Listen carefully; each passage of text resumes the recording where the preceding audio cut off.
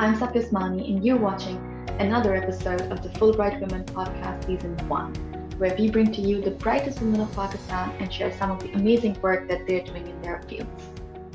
Our episode today is a little different from the others because we don't have one but two guests on this show today, Amna Waqar and Sana Wasiq. Amna went to NYU University to get her MA in psychology, and Sana went to Columbia University for the same field.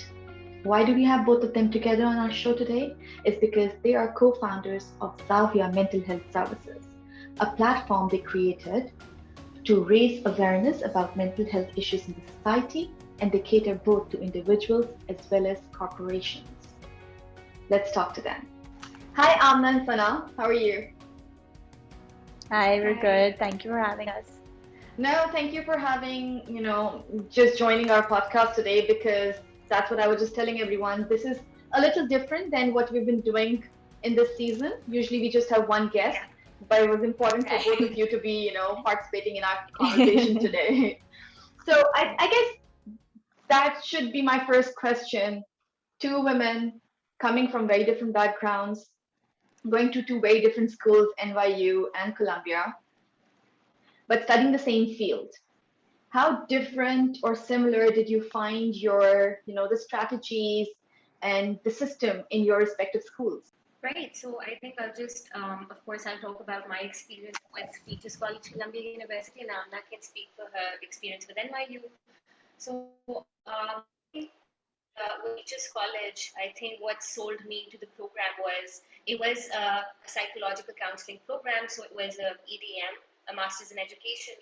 But what probably sold me to the program was the multicultural lens at Teachers College, which was something that they're very famous for.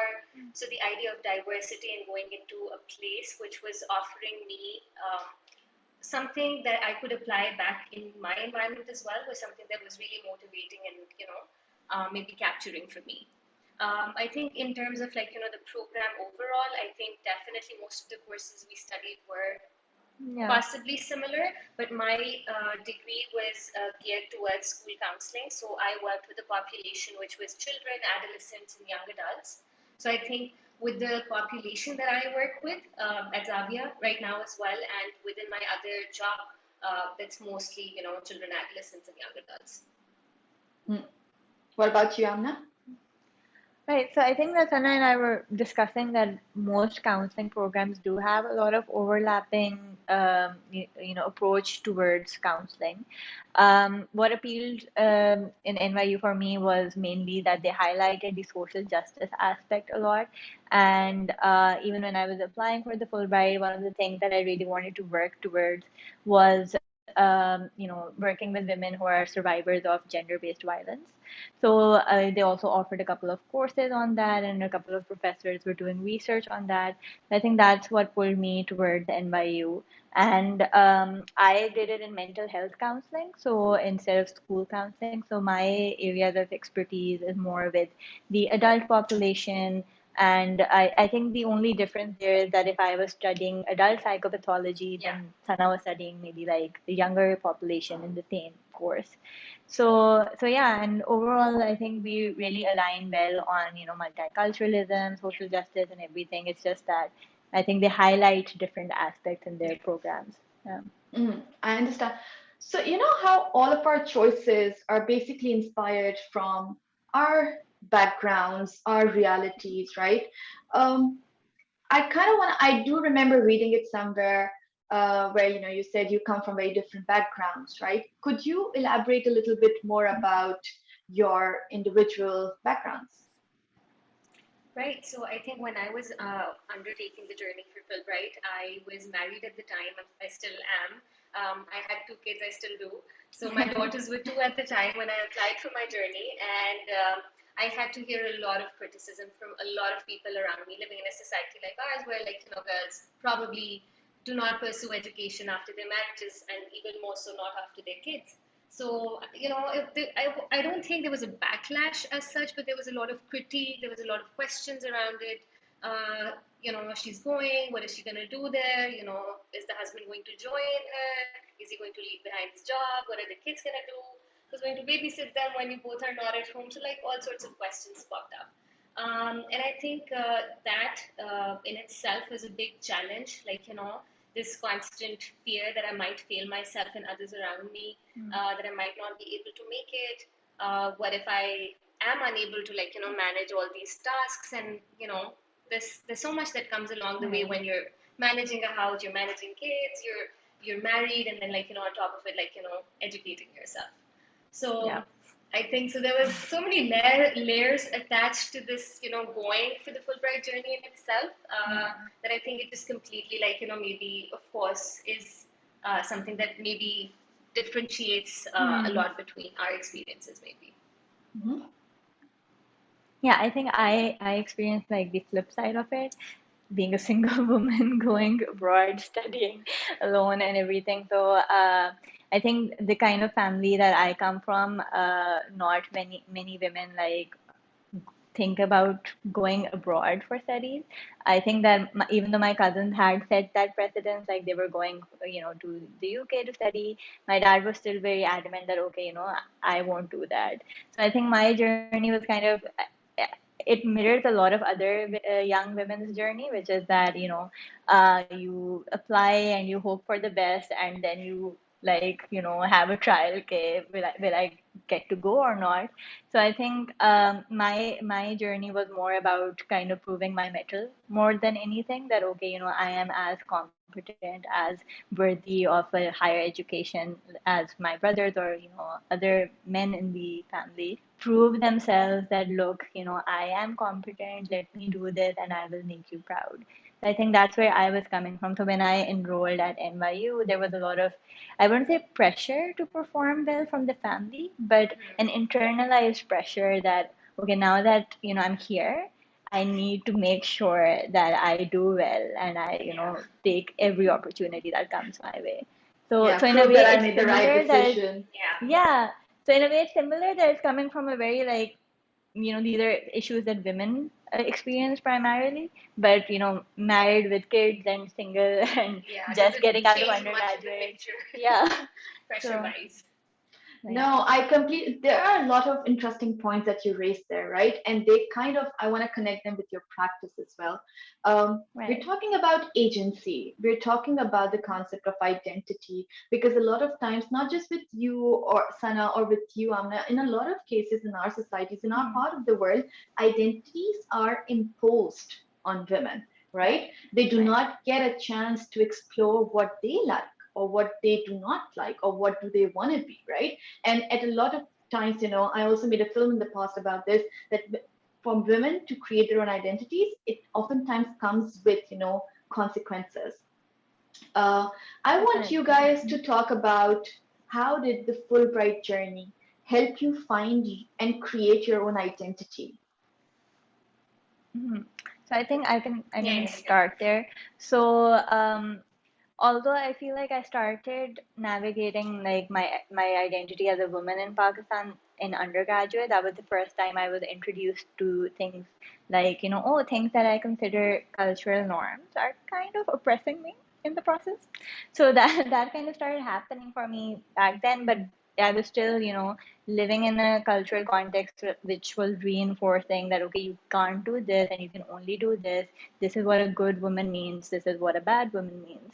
So I think for me, going on the Fulbright and interacting not with just people from other cultures, but also women from our culture who were either doing their PhDs there, doing their masters there, or working there, just kind of, I found finally a place where I could voice things like, these are the standards that I want to have in life, or these are the things that I disagree with, and being supported for just, okay, you're not crazy for thinking that you should have your own independent life.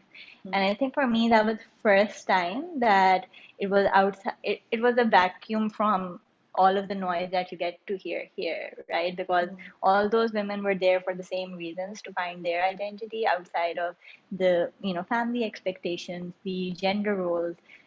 So I think that that was where I felt more free and unapologetic for how I was viewing myself or my life. And I think coming back, I was able to hold on to that pretty well simply because I found people like Sana through the Fulbright network, and so many other women who all of us are still friends. And I think that that is a very, very important thing if you want to go against the norms in any culture, not just ours. Right, and I think similar to Amna, I think I was never a very compliant person. I'd say if you'd call me, I think I was probably a deviant, and most people who were following like a pathway, and I'd be always on the side somewhere, like a dot on the graph that's like not on the line of the graph. So I think that was always the case for me, and I think that was just a part of me that was again like Amna. I was constantly questioning. Uh, how I want it to be, especially living in a country like Pakistan, a society like ours, again, not coming from the most, I'd say yes, my parents were very open-minded, but again, there was some sort of conservative, traditional mindset there as well. So I got married really young, out of choice as well. It wasn't an arranged thing. I got married out of choice at an early age. Again, lots of thoughts behind that. But I think the idea of finding my identity started probably around the time when I got married. Um, and I think that's usually the phase where you're questioning so many things in your life. You're going into a new family system. I was also studying, so that was also something that I was doing alongside. And then right after my undergrad, I had my daughters. So lots of identity layers that I was constantly sort of coming to terms with and finding who I was as a person. And I think the Fulbright journey was an amazing, amazing way for me to do that because it was not just me in relation to who I was as a wife, who I was as a mother, who I was as a daughter, who I was generally as a daughter-in-law. Even it was my relationship with myself that I finally was like, oh wow, there's a relationship with self as well, and that's the first time I started viewing myself as someone who needed to have one with herself. And I think I just think that the space that I got away from home, away from maybe the pressures of people around me, it just gave me more space to grow as an individual, just maybe experiment so many things that I probably didn't earlier on in my life, got married early, so didn't experience a lot of things. And I think that was me. Even with all the layers of my identity, all the intersections of my identity, I was just also allowed to be me, myself. In my classes, with my friends, having like a day out on a weekend just with my friends, not my husband, not my daughters, and finding myself in it. So I think the Fulbright journey was very empowering for me in that sense, where it allowed me to be me. So, how I know in the longer run, obviously, this is what we are all told, and this is what should be that we should, discover who we really are. But one would also imagine that this process could be really uncomfortable, right? This process itself, any growth is uncomfortable and liberating eventually. Can you talk about that discomfort that the whole process of trying to who you are, because there was some guilt, there's some unlearning that needs to happen, all of those things. Can you talk about that? Hey, do you want to take that on? Sure. I think, like I said, that my journey started in undergrad. It was very uncomfortable to recognize that so many things that not only were you practicing but also preaching were not something that benefit you and so many others like you, right? And not just talking about gender here, but just there's so many stereotypes, stigmas attached with so many other identities in Pakistan. So I think just like recognizing that you've been doing something which is kind of oppressive towards yourself and others is a very unsettling feeling to have. And then then going out of your comfort zone to push the boundaries to really understand that, okay, this is something that I want to push toward, but maybe this is something that I do want to hold on to from my culture or my norms, right? So I think that that's a very tricky balance, especially because Like I think Sana also mentioned that when you're finding yourself or when you're finding what works for you, there are other people involved as well. For instance, as women, we are expected to be very nurturing and always available to comfort the family and everything on those lines. But when you start developing a relationship with yourself, one of the things that, especially we as therapists, I think preach more is that you need to kind of, you know, put your oxygen mask on first and then Right. other people's, right? So if you are having a week where you're just burned out, then you should be able to tell your family that, okay, right now I'm not available for you emotionally, but I want to come back to this. So when you come back here and you set that boundary with your brother or your parents, it's like, oh, you're so rude and you're so selfish. And that's not because they are changing, right? It's Right. because you are changing. Right. So the onus of establishing that new dynamic kind of falls on you. And I think a lot of people who come back from staying away from the family, even if it's within Pakistan, like hostel or something, coming back to the family system is always going to, create issues. And I think we also need to empathize with our family there, right?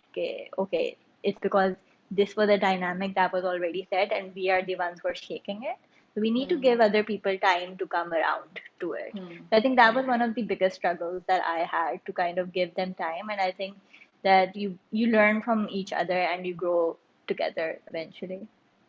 I think You it's also you something that I keep doing with my daughters even right now. Like, just telling them, that Mama is tired. Like, maybe I'm just not feeling it today. So, like, just teaching them these very little things Yeah. at this young age where they also understand that I'm also a person, and not just their mother or, just somebody around them all the time. I would love for you to come back to the concept of boundaries later on in the Okay. Yeah. conversation. Right. But like right now, there's a word that Amna used, which I wanted to bring, and talk about. The word was selfish, right? There's a lot of negative Hmm. connotation involved with the word selfish in our part of the culture, in many, other parts of the world as well. But sometimes self care must be selfish, and being selfish always is not the wrong thing to do. Can you talk about that? Right. A lot of times, like, in our field of work, even when it's young kids coming to me Hmm. at our practice at Zavia, they'd often tell me, but I can't say that to my parents, right? I cannot communicate this to them. And, that brings in the concept of boundaries. Like, today I was in a group session at my school, and one kid said, but, when I push back or I tell them that this is what my experience was and I get invalidated by them, I don't know, like, what to say to them because, they are my all-knowing parents and they know better than me, right? So and within that I saw that a voice was shut down and a child was not speaking to their parent, was not communicating to them. There was this trust sort of Hmm. shaken that I cannot even go to you now because you're invalidating my feeling, and yet he was still feeling guilty for it. And that, in that moment, I asked him to question that what brings up for you when you just cannot go up to your parents. And he was like, I don't know. I cannot name it. And that's where we started talking a little bit about, like, with self care, like, just standing your ground, standing up for yourself, communicating. If you have a need, if you're feeling dysfunctional in your life, for whatever reasons, in this particular case, it was a bullying incident had happened and this child was unable to go to his parents.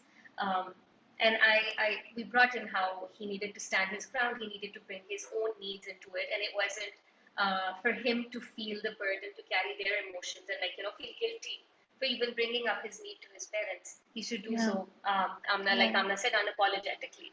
Um, so, Hmm. the idea of self-care goes as, as young as the kids are just feeling that they're not allowed to voice out their needs.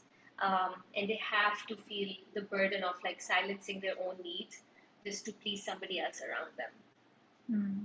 Yeah, I think one word that Sana used, guilty. I think that there's a lot of guilt Yeah. around doing something for ourselves, be it like if you're a kid or a grown up, it doesn't matter. Yeah. And I think that a lot of it does come from the parenting style that Right. we have here. That, oh, if I am your parent and I'm saying something, then that is it? How can Yeah. you disobey? And this is something that I work with adults as well, right?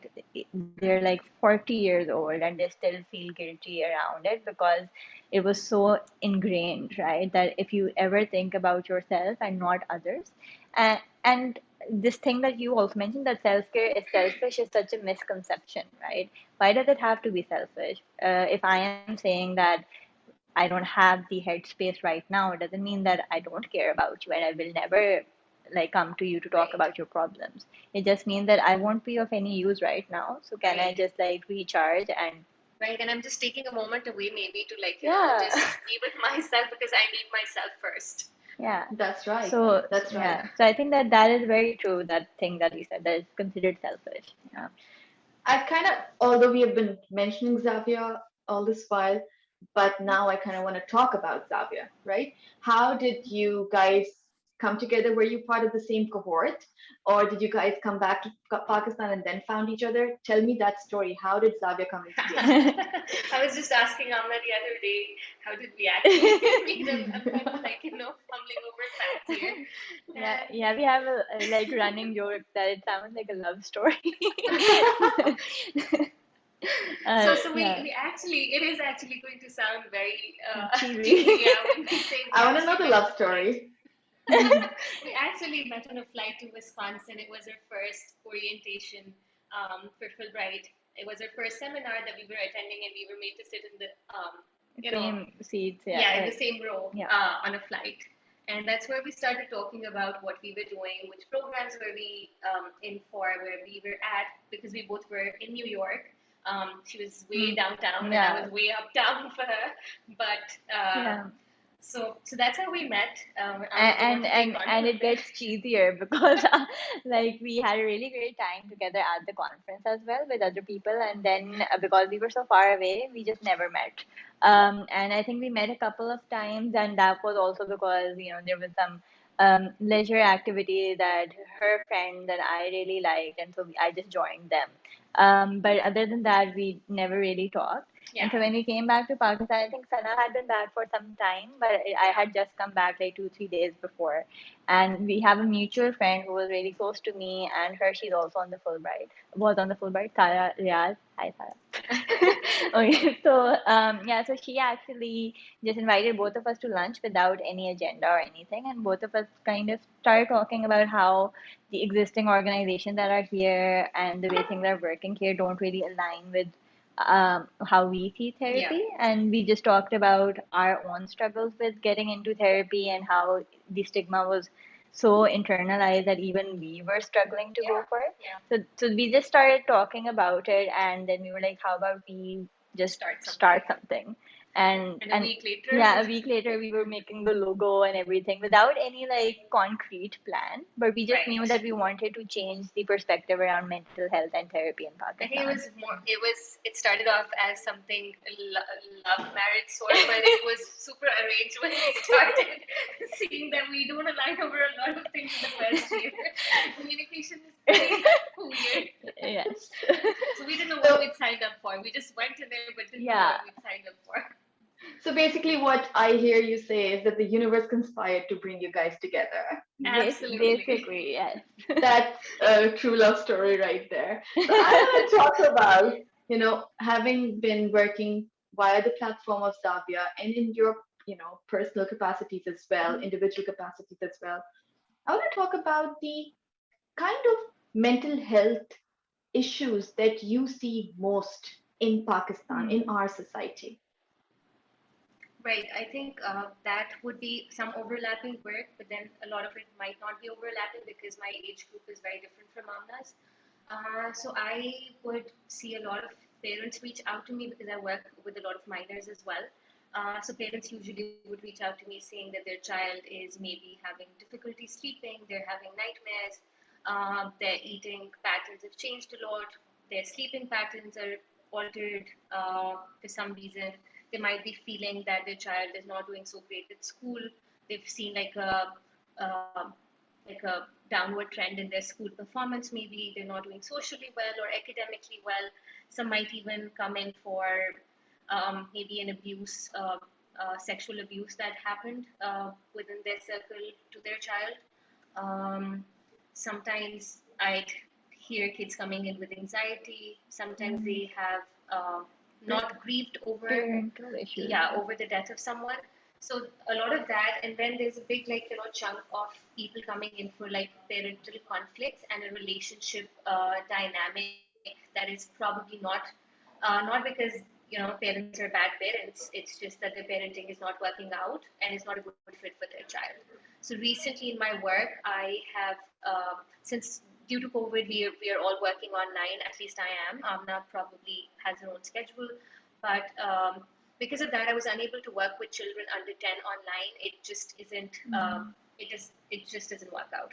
So I started instead giving out parenting sessions to parents who were struggling because a lot of the work parents have to do at home with their children. A lot of times, whatever the child is feeling, uh, the child is coming in as the client. However, Mm. you see a systemic issue happening. There's something happening in the family dynamic that is making the child act out a certain way. So usually then the entire family sort of becomes a client in my work. So that's something that I work with a lot. And with young adults, it's a lot of romantic relationship issues happening, a lot of conflicts happening at home, um, anxiety, I'd say, Mm. feeling depressed, not being able to actually grieve properly. And one thing that I see very often in boys is that expression of aggressive behavior as a way of coping Mm. instead of actually really feeling the underlying emotion under the aggression. So I think those are some major Yeah. things that I work with. Mm-hmm.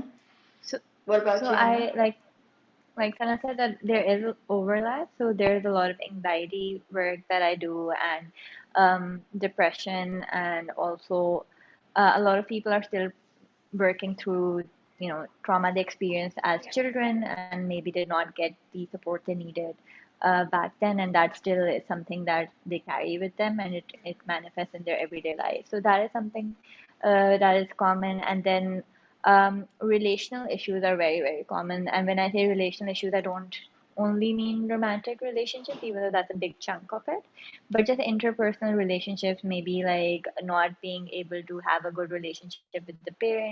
And because my age group, I work 20 years and above, so especially the age group that lies between 18 to 25, they're still in that phase where they're trying to gain their independence from their parents, and the parents are still looking at them as very much children. So that is a very important thing that comes up every now and then, that they still don't feel like they have any independence or sense of adulthood.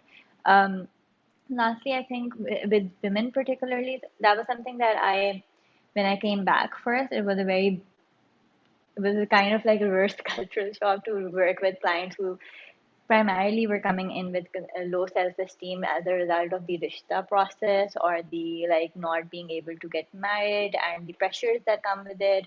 And young women like 20 to 24 years old also come in with like uh, such deep-rooted fears around what if I'm single and never get married. So I think we underestimate the amount of anxiety that produces for our women, and it baffles me that it starts so young.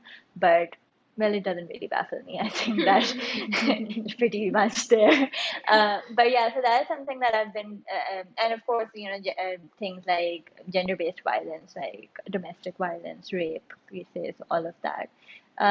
But there's a big cultural layer that we Yeah. see in our work in Pakistan compared to in the US. And there as well, we were working with a diverse range of people, but I think our culture does bring in some layers and some barriers as well, right? Like Sana said, that there is a big taboo around therapy itself, so a lot of people can't even um, are so hesitant coming in, Yeah. or their families don't know that they're coming in, so you Hmm. can't really, we have to navigate all of these things.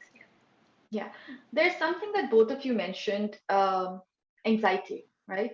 And we are seeing that on the rise. Um, like of in all ages. So it would, it's a question for Mhm. both of you actually. And there's so many different factors that play their own role in anxieties. But right now, what I kind of want to talk about is the medium that we're also talking through, screens, right? Mhm. Um, can you talk about the correlation between anxiety and screens and whether or not it is true that it is on the rise now? Right. I think within children, I honestly wouldn't quote any researchers here because that's something that I probably wouldn't have necessarily seen very recently, so I wouldn't be up to date on that. But in generally in my field, in my work at least, I do notice that a lot of parents would come in telling how recently, especially due to COVID, because everything went online, kids were studying online, they were taking any extracurricular classes online. There was nothing in person anymore. So there was a huge shift, and it wasn't just anxiety; it was also a combination of not being able to concentrate for such a long period of time, having just fatigue over Zoom. Like we Mm. did a couple of Yeah. workshops around Zoom fatigue, even. Like I am sitting here and constantly, if I think about my daughters who are just 6 and they're sitting on the screen all day for their classes, there will come a point where they will feel very tired and zoned out and not wanting to study. Attention is going to be an issue, focusing would be an issue, and probably each time they're going to come back to the same thing, thinking that this is what we're going to experience next. Each time we're going to be put in front of a Mm. screen, that will make them anxious for sure. Like they feel that I don't want to do this.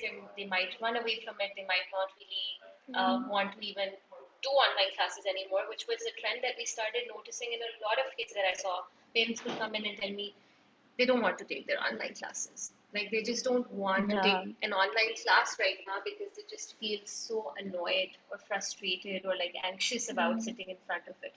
And taking into account like all children are different. Some might be very vocal, some might be very shy, some might just be even finding who they are.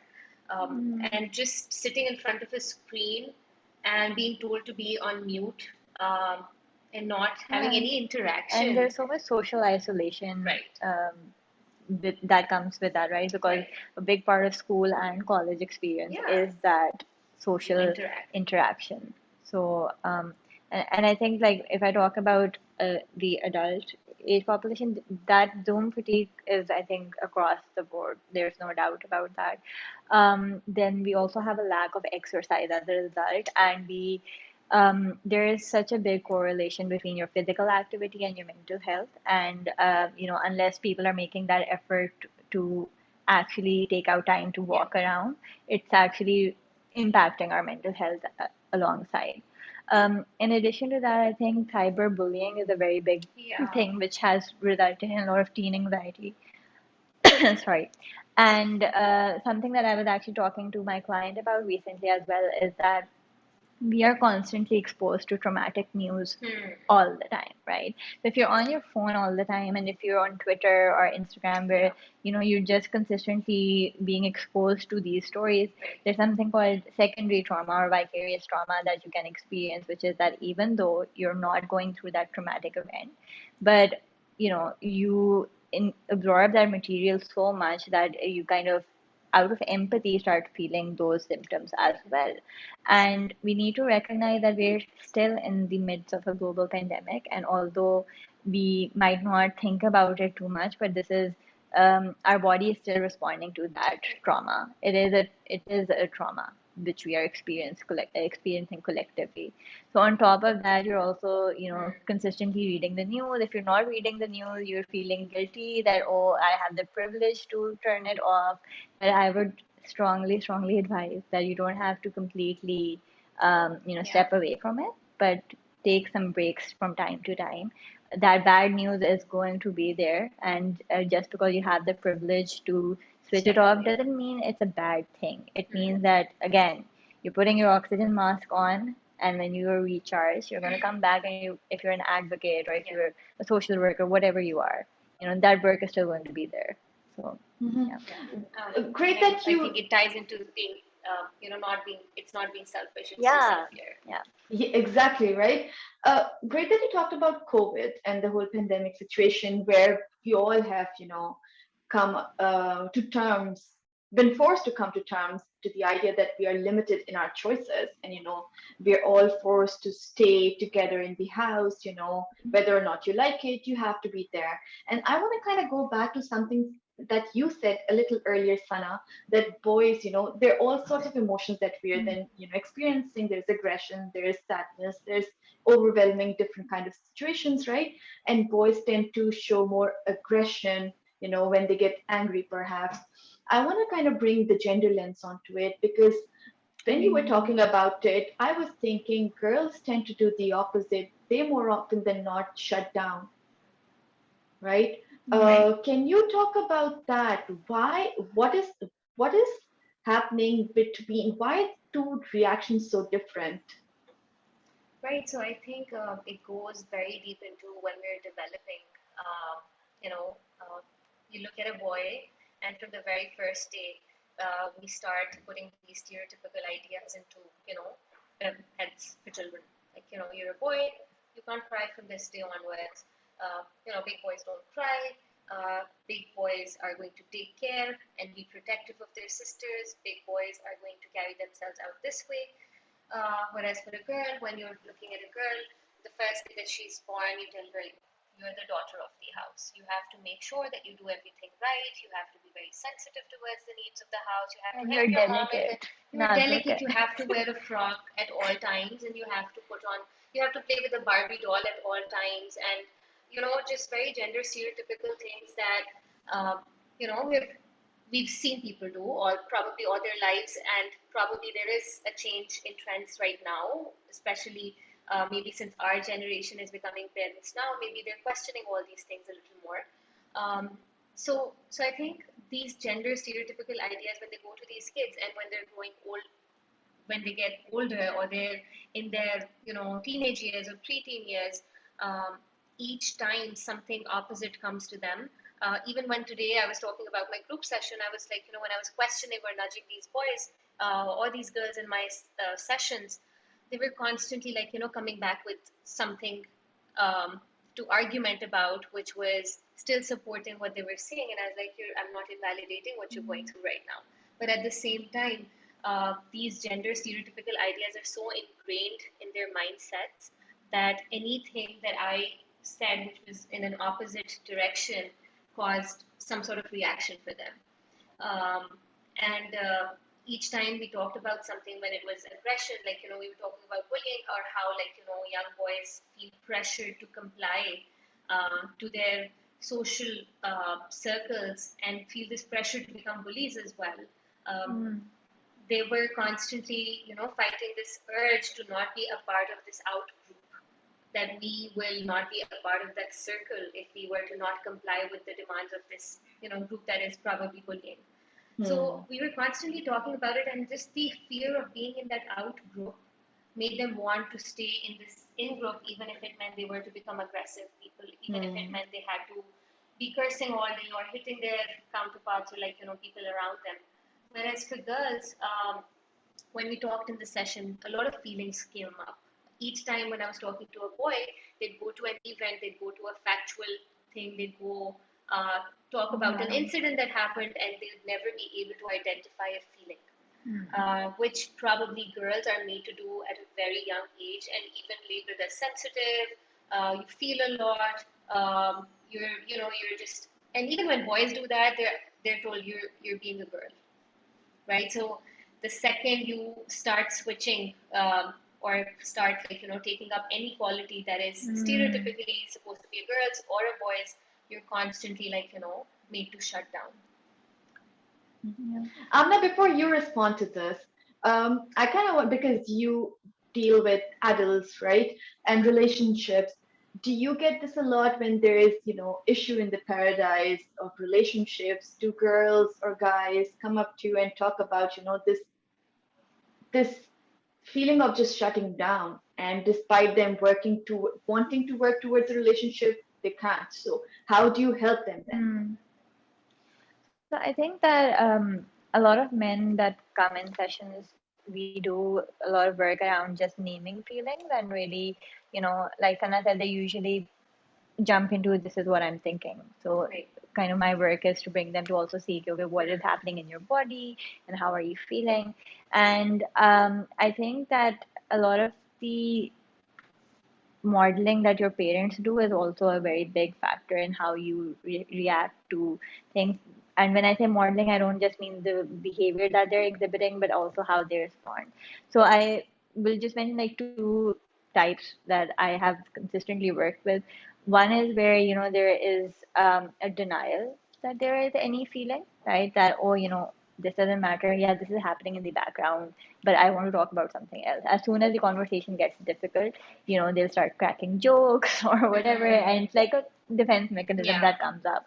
The other end of the spectrum that I've observed is they shut down. So when there's a relationship conflict, a lot of men are not able to stay in the moment and just kind of talk about what's happening.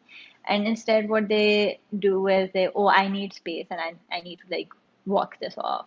And when they come back, the partner is still waiting that, okay, now he'll tell me, but he's like, oh no, I'm over it. So what that is basically suppression of emotion. And that usually happens because in a very early childhood, like in most cases, I'm not generalizing, anytime that boy expressed their emotions, be it crying, be it anger, they were told that, go to your room or shut up. So that basically then means that there's a lot of shame associated with any kind of negative expression of emotion. And so when you're not used to that, when you're not given those skills, okay, this is how you communicate feelings, and you don't have to the anger has such a bad name to it, and it shouldn't. It's a very normal emotion, but we need to teach our children how to express anger without yelling and cursing, right? But they're either taught that okay, this is okay, or that just don't, right? I mean, you should be allowed to feel, right? What we do with aggression is the expression of that anger. Anger necessarily, like Amna said, is not the culprit. You are allowed to feel angry. You're allowed to feel sad. You're allowed to feel happy. Like any other emotion, you're allowed to feel negative emotions as well. It's just the expression of it that becomes maybe problematic. So even though I don't do couples counseling, but if there's a relationship issue, my work primarily does start with, okay, so you need to first acknowledge what you are feeling and how do we do that? And then, start working through how you communicate your feelings to your partner. Because you need to understand that your partner does not have the same communication skills that you do, not the same love language that you do. And there are two very different people who are coming together and forming this third entity, which is the relationship. So in terms of conflict management, I think my primary goal is usually to work with the client to identify their own emotions, which both men and women sometimes are just not equipped to do that because there's so much shame around. Women start feeling shame around being needy. Oh, I'm just like so needy because I asked him to call me today. It's like, no, you're not, right? You deserve a call. Like that's the bare minimum. So kind of like unlearning a lot of the messages that both genders have. I'm not going to say that only women have it bad, men have it really bad too. So There's so many questions that I want to ask, and there's so many, issues that I wanted to unpack, but unfortunately, we are limited by time. But like one last question before we leave. There's, we talked about issues at school, bullying, aggression, anxiety, depression, sleep disorders, sexual abuse, gender-based violence, all of these things. And these are some issues that are not just distant issues to study. There's some things that you experience, through association of your clients on daily basis, right? And I kind of want to take the conversation back from where it started, which is you. You at the end of the day, are more than just a mental health practitioner, right? You're a human yourself. So all these emotions and things and struggles that we're talking about, you also have to go through. And when you're experiencing all these, toxic expressions of different emotions on a daily basis, how do you ensure to keep a healthy level of mental health for yourself? Through our love story. That's a really That's a really good question that I feel like Yeah, not a lot of people address absolutely. that whenever we do हमारी बारी नहीं आती. But no, I think that this is true that I think one of the reasons that Davia took off was because being a therapist can be very isolating Right. job. You know, you can't really be friends with your clients Hmm. and you can't share with anyone else. And unless you're a therapist or any kind of mental health professional, you also don't understand the toll that it can take on you, Right. right? So I think Sana and I have always held space for each other. So without obviously discussing our clients specifically, but just talking about, like especially when we work with abuse or any Right. kind of sexual trauma, I think that's very triggering for us as women as well. So just holding that space for each other has been really good, and therapists are usually encouraged to be in therapy themselves. Right. That's not just important for our mental health, but also our work. So that is also there. And I don't know, I just try not to overschedule myself and give myself that time to realize that I'm human, which I was really bad at doing. But then I started implementing self-care. So Right. yeah, So I think we probably do a lot of what we preach now, yeah. self-care. I think one other thing that I started doing was even acknowledging that I was doing a lot. Hmm. And I think that was the starting Yeah, point in identifying that, maybe I was taking on a lot. So that meant I yeah. would, and my line of work is so similar and it constantly overlaps with my actual life as Hmm. well because I'm working with children, I'm working with these preteens, teenagers, and then young adults as well. So it's very close to home as well. And I think I constantly keep checking in with myself, and I think Amna is a great support system in that sense as well, where I can, use her as a sounding board sometimes where I'm feeling like, this is too much, Hmm. or, this is how I'm feeling, and then she, challenge me a little bit or make me reflect a little bit. So I think reflection is something very, very essential in the process too, where you keep reflecting and Hmm. keep making alterations or changes as needed, Yeah. because not one size will fit all. Um, I, so I think one thing that Sana struggled with in the beginning was setting boundaries with her clients. yeah, I I'm a very available person. so that is something that we worked on together. That okay, you're not supposed to be at the beck and call of all of your I think clients. I still struggle with it some days because I I mean, think I yeah. have this maternal instinct that comes So, in so, so that's the thing, naturally. right? Like it's not just a therapeutic relationship that we form with our clients, but we actually Yeah, really do care about them, yeah, right? And especially like some of our clients have been with us for 2 years now, yeah. and that is a different kind of a relationship that forms. So I I mean, they're think doing well. they're Just doing, a yeah. disclaimer, they're doing well. They're just choosing to stay in therapy. Well, I mean, some of them have a deep-rooted Yeah, trauma, which yeah, needs more work than yeah. just a few sessions. But even if someone's working with us for 2 months, that's a long enough time to, Absolutely. form a relationship. So I think we do acknowledge that we sometimes do get a little like we will work around our schedule to just fit in a client. But again, only when we have the capacity to do it. I And I think, think this yeah. is also a question that often pops up for our clients as well, like how like they carry this burden for us. I think at least in my line of work, that has come Yeah. up a lot, where students would tell me at school or like even with our practice that how do I know like you're not feeling affected by what I am telling you today.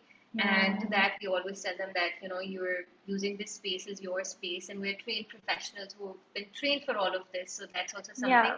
that we've been trained as part of our curriculum, as part of our Hmm. Hmm. practical Hmm. experience at college as well, that Absolutely. you Hmm. have to you know be present and Hmm. yet also be available for yourself Yeah. and taking a step away if Right, needed as right. well. So like Sana said, that I think most people just assume that we're listening, and but there's a lot of training that goes into it. Right. There's like technical skills that we're implementing Absolutely. also to make sure that our stuff isn't coming into the session Right. because if Hmm. Sana has kids, Yeah. might get triggered. I'm a woman, talking to a woman might trigger me. So we Right. do have those skills, So we're constantly hopefully. addressing our own biases as well. I think Hmm. that's a big part of our work. That's constantly like ongoing.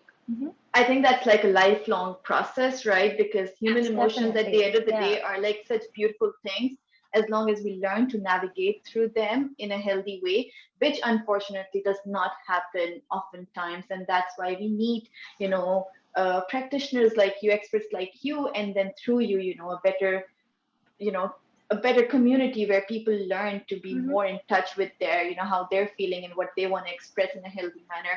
And there's a long way to go, but I'm pretty sure there's progress being made. I wish both of you, good luck with everything that you're doing. And Thank trust you. me, we've gone way ahead of our time right now, but I still don't want this conversation to end. Unfortunately, we'll have to end it. Perhaps we can have another session in season 2. Yeah. Right. Thank you Thank so you much so for your much for time. this was really Of course, great. yeah. Yeah. Yeah, this Take was a lot care. of fun. Bye. Take care. Bye.